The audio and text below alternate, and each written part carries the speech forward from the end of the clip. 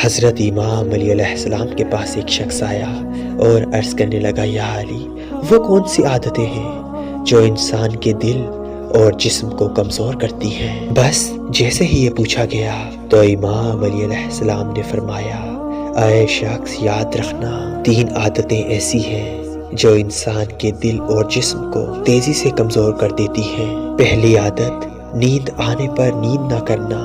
یاد رکھنا، جو انسان نیند آنے کے بعد بھی نیند نہیں کرتا، اپنے آپ کو نیند سے روکتا ہے اور خصوصاً عشاء اور فجر کے درمیان نیند نہیں کرتا تو اس کا دل اور جسم بیماریوں میں مبتلا ہوتا جاتا ہے۔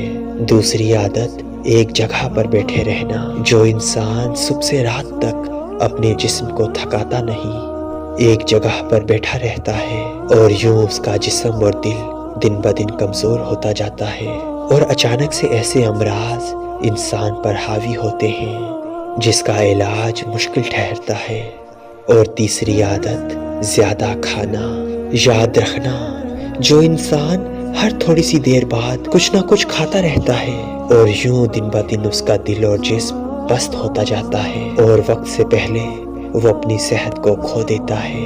اے شخص، یہ 3 عادتیں وہ ہیں جس سے انسان کی روح اور جسم بیماریوں میں مبتلا ہوتے ہیں۔ اگر صحت مند زندگی چاہتے ہو تو اپنے آپ کو ان 3 عادتوں سے بچا لو۔ اللہ تمہیں تمام بیماریوں سے بچا لے گا۔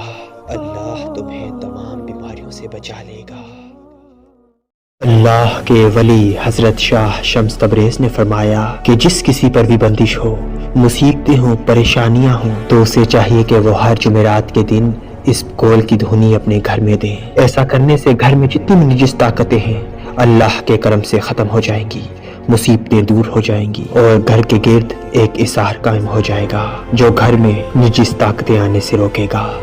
اللہ پاک آپ سب کو اللہ نے مچھلی پیا قانون